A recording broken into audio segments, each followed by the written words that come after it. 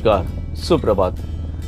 आज हम जा रहे हैं देस्कित से पैंगोंग लेक, जो है करीब 228 या 30 किलोमीटर, और गूगल पे हमें दिखा रहा है कि ये करीब 6 घंटे का रास्ता है। हालांकि आगे क्या होगा हमें नहीं पता, लेकिन फिलहाल देस्कित में जो मोनेस्ट्री है हम वहाँ पर जा रहे हैं। और दूर से ही वो खूबसूरत सी मूर्ति आप भी यहाँ पर देख पाएंगे। इसकी सुंदरता बस देखते ही बनती है। तो फिलहाल हमने ये तय किया कि हम देस्कित मोनेस्ट्री जाएंगे, यहाँ पर दर्शन करेंगे और उसके बाद आगे की ओर बढ़ेंगे। बाइक लेकर हम सुबह सुबह निकल पड़े आगे की ओर। देस्कित मोनेस्ट्री में ये जो छोटे मोटे रोड हैं, छोटे मोटे रोड तो नहीं लेकिन एक सांकला सा रोड है जिससे हम आगे बढ़ते गए। देस्कित की जो मोनेस्ट्री है ये उसका प्रवेश द्वार, एक प्रवेश द्वार नीचे की ओर था, एक प्रवेश द्वार हमको ये ऊपर मिला। आगे बढ़ने पर हमको पता चला कि पर पर्सन यहाँ पर 30 रुपीज़ एंट्री फीस देनी पड़ती है। तो 2 लोगों के हिसाब से मेरा और नेहा का, हम दोनों का मिला के 60 रुपीज़ जो हमने यहाँ पे पे कर दिया। पे करने के बाद हम आगे बढ़े और वहाँ पर हमको उन्होंने इंस्ट्रक्शन दिया कि आपके पास ड्रोन तो नहीं है। हमने कहा नहीं। पूछा कि क्यों, तो कहा कि यहाँ पे ड्रोन से शूटिंग करना अलाउ नहीं है। फिलहाल ड्रोन तो था ही नहीं, तो शूटिंग करने की नौबत ही नहीं आ सकती थी। हेलमेट पे अपना गोप्रो लगा हुआ था और एक गोप्रो जो है वो नेहा के हाथ में दे दिया गया था। ऊंची चढ़ाई थी, पहले तो पता ही नहीं चला कि बाइक की पार्किंग कहाँ पर करनी है, लेकिन फिर अपने अंदाज के मुताबिक आगे बढ़ते गए। जैसे जैसे आगे बढ़ते गए रास्ता जो है हमें मोनेस्ट्री की ओर ले गया।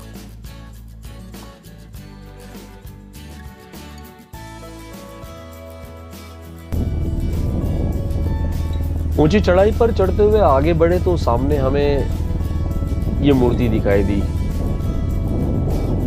देस्कित मोनेस्ट्री।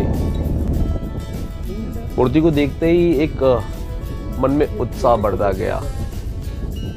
यूं लग रहा था कि और तेज बाइक चलाई जाए और जल्द से जल्द वहां पहुंचा जाए। और अक्सर हमने देखा है ऐसी जगहों पर जब कभी भी जाते हैं तो उत्साह बहुत ज्यादा बढ़ जाता है और हम बहुत ज्यादा जल्दबाजी करने लगते हैं। बाइक पार्क करने के बाद पैदल पैदल आगे चलना था, तो हम पैदल पैदल आगे चल दिए। मैं आगे था और हमारी श्रीमती जी पीछे रह गई थी। सोचा क्यों ना थोड़ा बहुत उनका भी फुटेज ले लिया जाए। थोड़ी मस्ती के साथ बातें करते करते आगे की ओर बढ़े।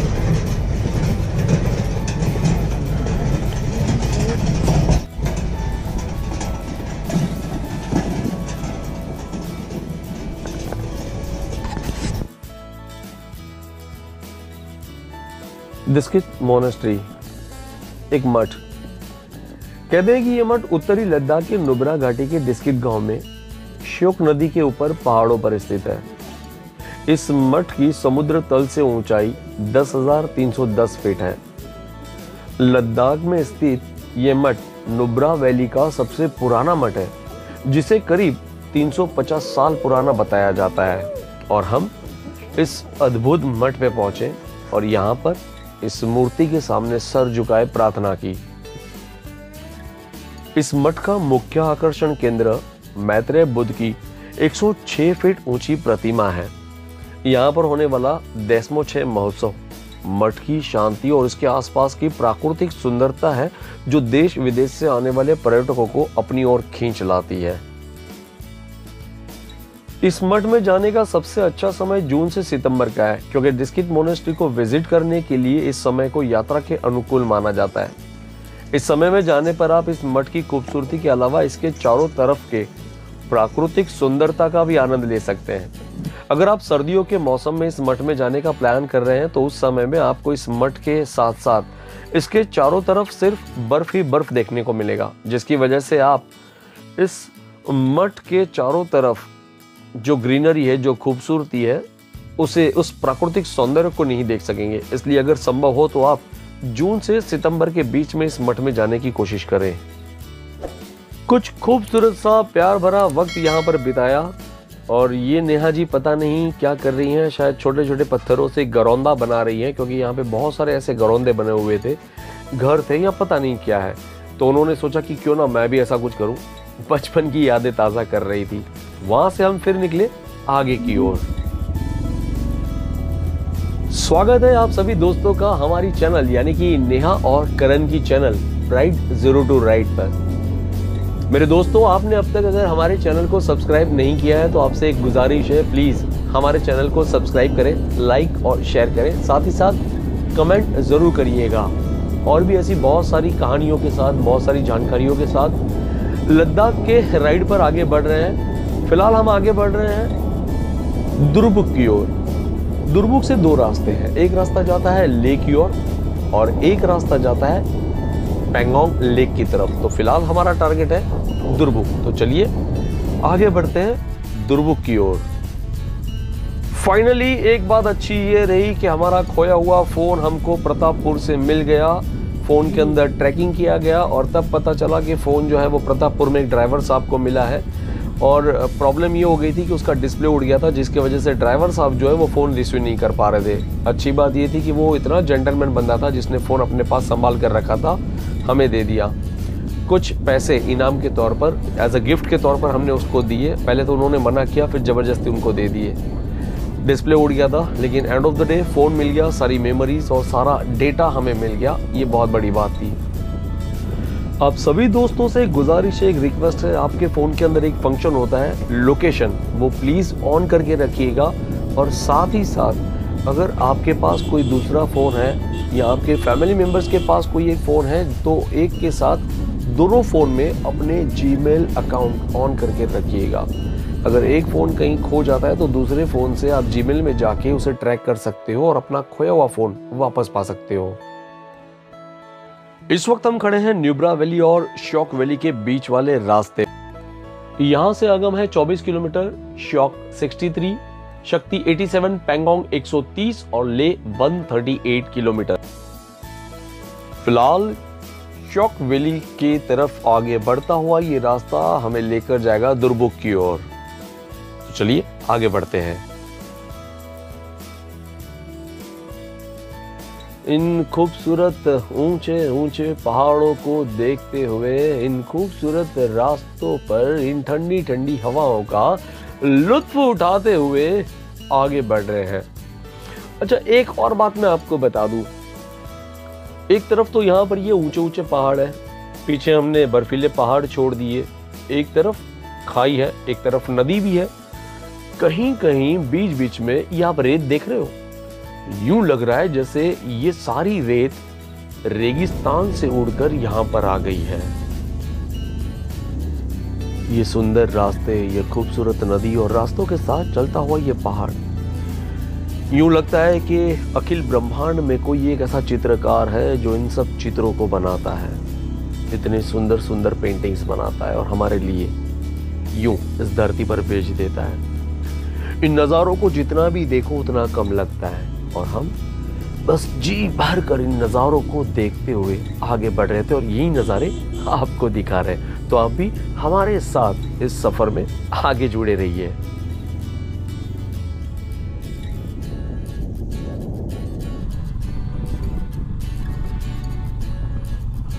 अब तक करीब करीब हमने 12 से 15 किलोमीटर की ऑफ रोडिंग कर ली है और ये भी नहीं पता कि आगे का रास्ता कैसा है। साफ सुथरा है, नीट क्लीन है, डांबर के रोड है, कंक्रीट है, या फिर ऐसे ही पथरीले रास्ते हैं जिसे हम ऑफ रोड कहते हैं। फिलहाल ऑफ रोडिंग उबड़ खाबड़ पत्थरों पे से धीरे धीरे आगे बढ़ रहे हैं। ऑफ रोडिंग से बाहर आए, फिलहाल कुछ अच्छे रास्ते मिले, इन्हीं रास्तों पर आगे बढ़ते हुए मंजिल की ओर। पानी का फोर्स देख, पूछे क्या उसको आगे जो दूसरा नदी है वो क्या है, पूछना है क्या? आप दिखाते रुकने के लिए।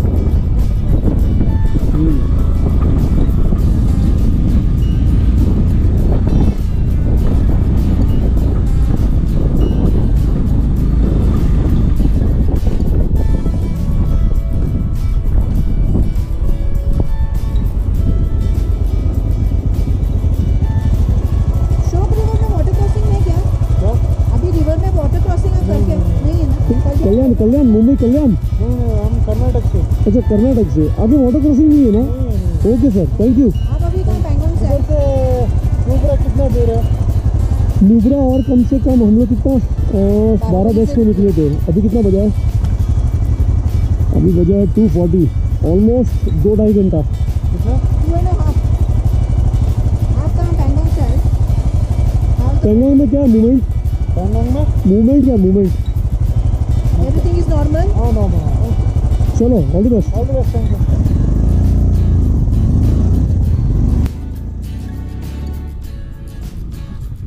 ये 2 कर्नाटका वाले भाई हमसे मिले।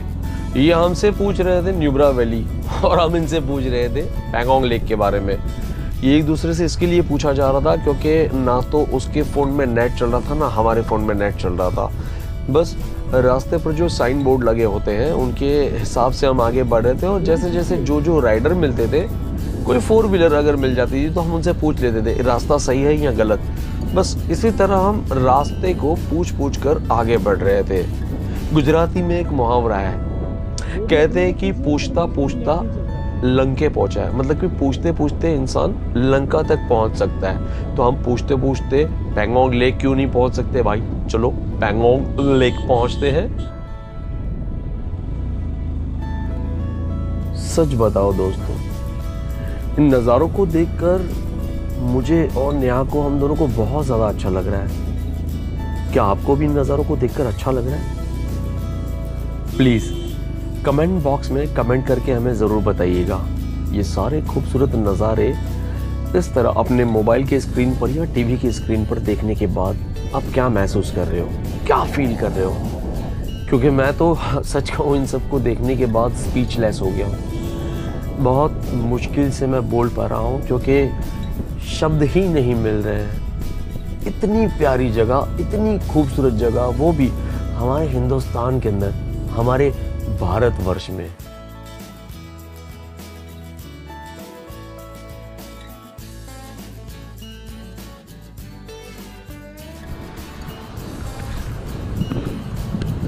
खन खन करती हुई ये बहती नदी, इस नदी की आवाज़ से हम जान सकते हैं कि इसका बहाव जो है वो कितना ज़्यादा तेज़ होगा और इसी तेज़ रफ्तार से हम भी अपनी मंजिल की ओर बढ़ना चाहते हैं, जैसे ये नदी अपनी मंजिल की ओर बढ़ रही है। हमारे लेफ्ट साइड में यूं लगता था जैसे गोल गोल पत्थरों को चिपका कर किसी ने एक ऊंची सी दीवार बना दी है और वाकई में ये नज़ारा देखते ही बनता था। हम ख्वाब में भी नहीं सोच सकते थे कि इस तरह की भी एक दुनिया है, इस तरह की कोई जगह है। रास्ते के दोनों ओर बहुत सारे पत्थर थे और बड़ी बात तो ये थी कि जितने भी पत्थर हम देख रहे थे या हमें जो दिखाई दे रहे थे वो सारे पत्थर गोल थे, राउंड शेप मैक्सिमम। अब ये तो सिर्फ कुदरत के हाथ में है कि वो इस तरह की डिज़ाइन बनाती है हमारे लिए, हम सबको, मनुष्य जाति को अचंभित करने के लिए। अब देखिए तो सही, हमारे लेफ्ट साइड में ये पहाड़ या जो दीवार है चल रही है, हकीकत में तो ये पहाड़ का एक हिस्सा है, लेकिन एक साथ सीधा खड़ा है गोल पत्थरों के सहारे। What a beauty. नदी को पार जो किया ना,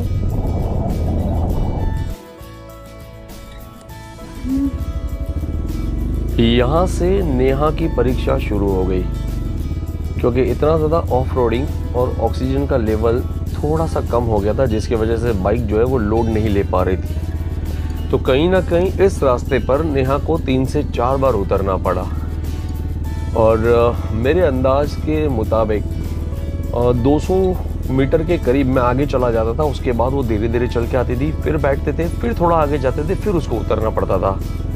ये लगातार 3 से 4 बार हुआ। फुल ऑन एडवेंचर भाई, full on adventure, full on off road. मैं सिंगल आगे आगे निकल रहा हूँ। हमारी श्रीमती जी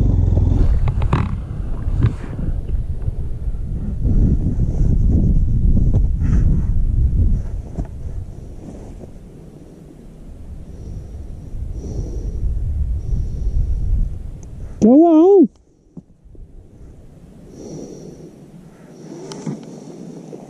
भाई साहब, मैं बाइक पे बैठा, मेरी सांसें फूल रही है। बट ऑब्वियस नेहा की क्या कंडीशन होगी। हाँ खुल जाए यार, खतरनाक off roading.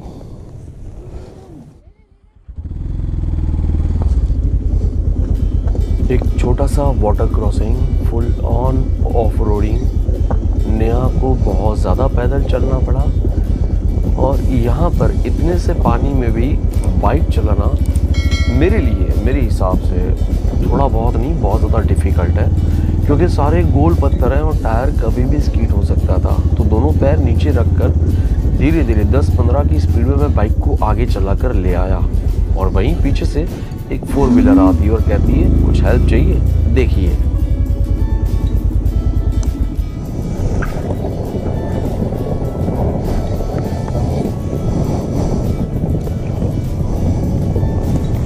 Yes, Neha, we did it. बस ठीक है।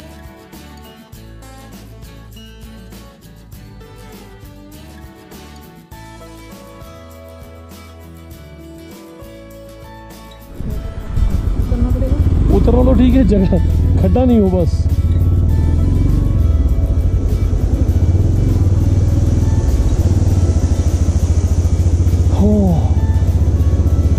बाप रे,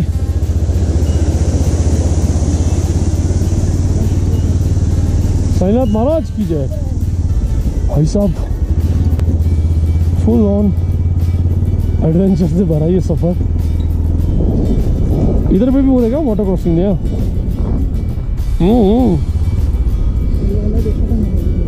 है ना, इधर रुक के एक्चुअली तेरे फोटो निकालने चाहिए थे। मारो रिटर्न।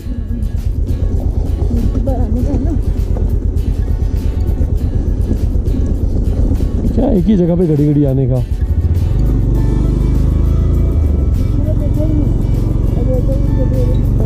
हो गया ना, लेह लद्दाख देख लिया, सब देख लिया। किधर है वो? लेह लद्दाख में ही है ना। पानी उड़ा है जूते बूते पे मस्त। नहीं गया फिलहाल तो, नहीं गया, नहीं तो मेरी चिल्लम चिल्ली चालू हो जाती है। अरे बहुत ठंडा है, बहुत ठंडा है, बहुत ठंडा है।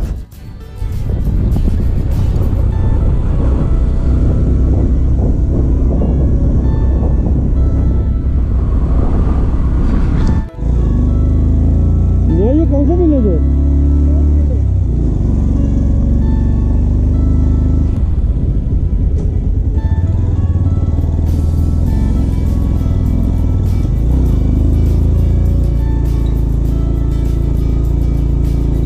दुर्बुक 17 किलोमीटर यहाँ से।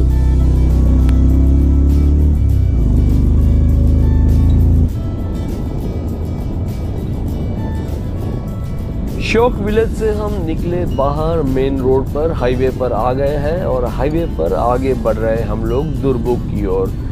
शोक विलेज में मैंने आपको बताया, शोक विलेज से दुर्बुक जो है वो 17 किलोमीटर की दूरी पर है और फिलहाल वक्त जो है वो हमसे भी ज़्यादा तेज़ दौड़ रहा था, क्योंकि 5:30-6 बजने के बाद अंधेरा जो है वो धीरे धीरे बढ़ते जाता है और अंधेरे में ऑफ रोडिंग पर बाइक चलाना थोड़ा डिफ़िकल्ट हो सकता है। और हम इस वक्त पहुंच गए हैं दुर्बुक विलेज में। दुर्बुक से, जैसे मैंने स्टार्टिंग में ही कहा था, कि 2 रास्ते होते हैं, एक लेक की ओर जाता है और एक पेंगोंग लेक की तरफ। फिलहाल दुर्बुक के सेंटर की तरफ आगे बढ़ते हैं। इस वक्त हम पहुंच चुके हैं दुर्बुक में और समझ में नहीं आ रहा है कि किस तरफ जाना है। तो फिलहाल हम ये डिसाइड कर रहे हैं कि लेफ्ट में कुछ दुकानें, कुछ शॉप्स दिख रही हैं, तो होटल्स दिख रही है, वहां पर जाते हैं और किसी से पूछते हैं कि पेंगोंग लेक किस तरफ है।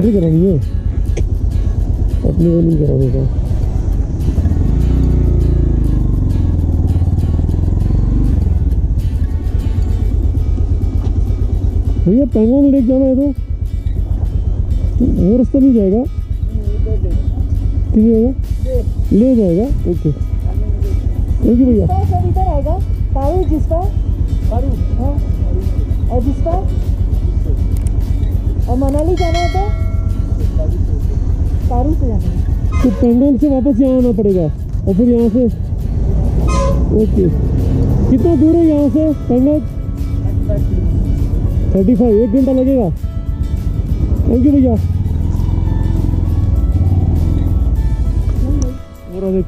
Welcome to Pangong Lake, this one. सामने बोर्ड पर लिखा हुआ था पैंगोंग लेक 35 किलोमीटर। मैं ये अंदाजा लगाकर चल रहा हूं 35 किलोमीटर, मतलब 35, अगर 1 किलोमीटर 2 मिनट में भी काटते हैं तो 70 मिनट में हम पहुंच जाएंगे। लेकिन देखते हैं आगे क्या होता है। जैसे उस गांव से बाहर निकले, ये देखिए, आहा हा हा हा, क्या बात है। और यहाँ पर ये जो पॉइंट है, यहाँ पर शूटिंग हुई थी जब तक है जान, शाहरुख खान शूटिंग पॉइंट। इस वक्त जो ऑफ रोड आप देख रहे हो, यहाँ पर BRO की ओर से काम चल रहा है, पक्के सड़कें बनाई जा रही हैं। तो आने वाले कुछ समय में ये सारा रोड जो है वो ऑल सीजन रोड हो जाएगा। ओह वाव, कुछ और दोस्त मिल गए, याक। एक बार फिर से रिक्वेस्ट करते हैं आप सभी से, अगर अब तक आपने हमारे चैनल को सब्सक्राइब नहीं किया है तो प्लीज़ नेहा और करण की चैनल को सब्सक्राइब करें, लाइक शेयर करें और कमेंट प्लीज़ ज़रूर से करिएगा। कई बार ऐसे होता था कि मंजिल पर पहुंचने के पहले ही अंधेरा हो जाता था, तो हमें शूटिंग जो है वो स्टॉप करनी पड़ती थी, और आज फिर वैसा ही हुआ। जुड़े रहिए नेक्स्ट एपिसोड के लिए।